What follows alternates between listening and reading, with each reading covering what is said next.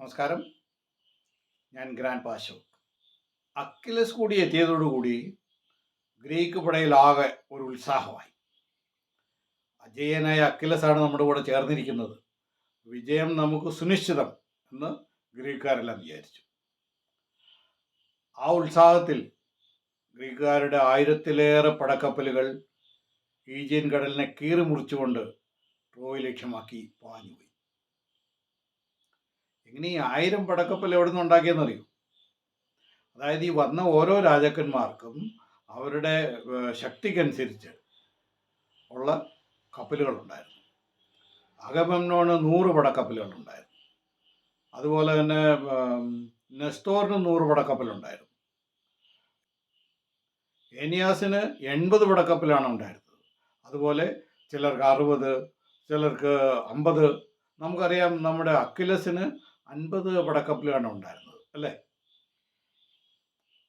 ഒരുപക്ഷെ ഏറ്റവും കുറവ് കപ്പലുകൾ ഉണ്ടായിരുന്നത് ഒഡ്യൂസിയസിനായിരിക്കും.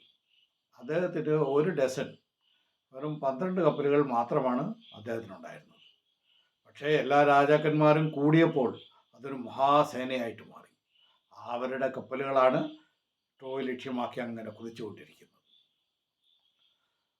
ഈ ട്രോയിലേക്ക് എത്തുക എന്ന് പറഞ്ഞാൽ അത്ര എളുപ്പമല്ല. കുറെ ദൂരം, കുറെ നാൾ സഞ്ചരിച്ചാലേ എത്തുള്ളൂ.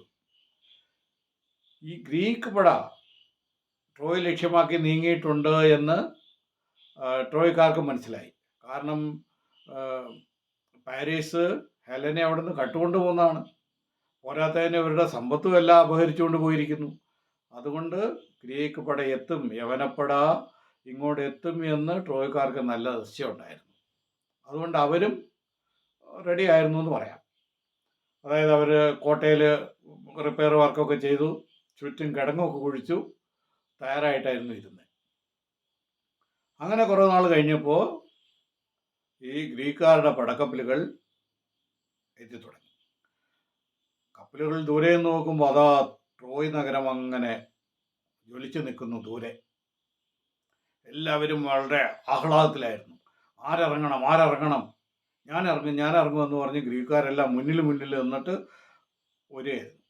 ആദ്യത്തെ കപ്പൽ വന്ന് നിന്നതും മുന്നിലേക്ക് ചാടി ഇറങ്ങിയത് പ്രോട്ടിലസ് എന്ന് പറയുന്ന രാജകുമാരനായിരുന്നു.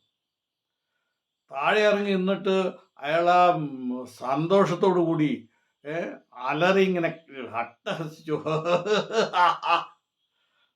പക്ഷെ അയാളുടെ അട്ടഹാസം പെട്ടെന്ന് ഒരു ആർത്തനാദമായിട്ട് മാറി. കാരണം കോട്ടയ്ക്ക് മുകളിൽ നിന്നും പാരീസ് അയച്ച ഒരു അമ്പ് അയാളുടെ നെഞ്ച് തുളച്ച് കയറിക്കളഞ്ഞു.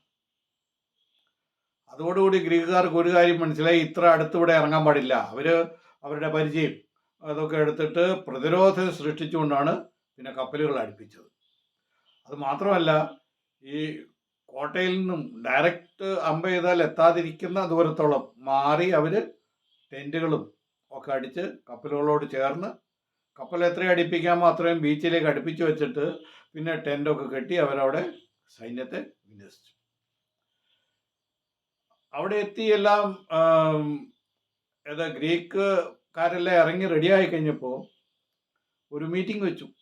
ഓക്കെ, യുദ്ധത്തിന് എന്താ ചെയ്യേണ്ടത് എന്നുള്ള ഇതിനാണ്. അപ്പോൾ ഒഡീസിയസ് പറഞ്ഞു, നമുക്കൊരു കാര്യം ചെയ്താലോ, ആദ്യം ഒരു ചർച്ച ആയാലോ. കാരണം എല്ലാ യുദ്ധത്തിലും ഇതിഹാസ യുദ്ധങ്ങളിലൊക്കെ നമ്മൾ കണ്ടിട്ടുണ്ടല്ലോ, എല്ലായിടത്തും ഒരു സന്ധി സംഭാഷണം ഉള്ളതാണ്. അത് തീർന്നു കഴിഞ്ഞാലല്ലേ യുദ്ധം. അത് ഭാരത ഇതിഹാസങ്ങളിലും എല്ലാം അത് തന്നെയാണ്. അതുപോലെ അവിടെ അതിന് മുൻകൈ എടുത്തത് ഒഡീസിയൂസ് ആയിരുന്നു. അപ്പോൾ ആരാ പോകാനായിട്ട്? ഒഡീസിയൂസ് ഞാൻ പോകാം എന്ന് സമ്മതിച്ചു. മെലനാവൂസ് ആണ് ഒഡീസിയൂസിന് ഒപ്പം പോയത്. കാരണം അയാളാണല്ലോ കൺസേൺഡ് പാർട്ടി മെയിൻ. ഇവര് സമാധാന ദൗത്യവുമായിട്ട് കോട്ടയ്ക്കകത്തേക്ക് എന്നു. പ്രിയാം രാജാവും അദ്ദേഹത്തിൻ്റെ സുഹൃത്ത് ആൻ്റനോറും ചേർന്ന് ഇവരെ സ്വീകരിച്ച് സംസാരത്തിനിടയിൽ പ്രിയാം രാജാവിനും ആൻ്റനോറിനും ഹെലനെ തിരിച്ചു കൊടുക്കുന്നതിന് സമ്മതമായിരുന്നു. അവർ സമ്മതിക്കുന്ന ഘട്ടമായപ്പോഴേക്കും പാരീസ് ഇടയ്ക്ക് ചാടി വീണു. What are you saying? നിങ്ങൾ ഉദ്ദേശിക്കുന്ന പോലെ കാര്യം നടക്കില്ല. ഹെലനെ വിട്ടുകൊടുക്കുന്ന ചരിത്രമില്ല എന്ന് പാരീസ് തീർത്തു പറഞ്ഞു. അത് മാത്രമല്ല, ഈ പാരീസിൻ്റെ കൂടെ ഉണ്ടായിരുന്ന ആൾക്കാരുണ്ട്, പാരീസിൻ്റെ സുഹൃത്തുക്കൾ, ഹെലനെ കട്ടുകൊണ്ട് വരാനൊക്കെ അവന് കൂട്ടുന്ന കുറച്ച് കമ്പനിയുണ്ട്. അവന്മാരെല്ലാവരും കൂടി ഈ ഒഡീസ്യൂസിനെയും മെല്ലാവിസിനെയും തട്ടിക്കളയും എന്നുള്ള സ്ഥിതി വരെയായി. ഇവരെ കോട്ടയ്ക്ക് പുറത്തേക്ക് വിടണ്ട, ഒന്നുകളയാണ് നന്നായി. ഒരു വിധത്തിലാണ് പ്രിയാം രാജാവും ആൻ്റനൂരും ചേർന്ന് അവനെ വിലക്കിയത്. അപ്പോൾ ചർച്ച പരാജയപ്പെട്ട് നമ്മുടെ ഒഡീസ്യൂസും മെല്ലാവൂസും കോട്ടയ്ക്ക് വെളിയിലേക്ക് വന്നു. ഒഡീസ്യൂസ് അതിനു മുമ്പ് പല പയറ്റുകളും പുള്ളി നാക്കുകൊണ്ടും വലിയ വിദ്വാനാണ്. പല ഇതും പയറ്റ് നോക്കി, ഒരു രക്ഷയില്ല, അവരടുക്കുന്നില്ല. മെല്ലാവൂസ് പറഞ്ഞു, നിങ്ങളെൻ്റെ ഭാര്യയെ വിട്ടുതരൂ, വേറെ ഒന്നും വേണ്ട, ഞങ്ങൾ ഇവിടുന്ന് യുദ്ധമില്ലാതെ പോയിക്കോളാം. പക്ഷേ അവർ തയ്യാറായില്ല. ചർച്ച അലസി മെല്ലാവൂസും ഒഡീസ്യൂസും പുറത്തേക്ക് വന്നു. ദുഃഖത്തോടെ അവർ ഒരു കാര്യം മനസ്സിലാക്കി, യുദ്ധം അനിവാര്യമായിരിക്കുന്നു. അടുത്തത് യുദ്ധം തന്നെ. യുദ്ധത്തിൻ്റെ തുടക്കം എങ്ങനെയാണ് എന്ന് നമുക്ക് അടുത്ത തവണ പറയാം. നമസ്കാരം.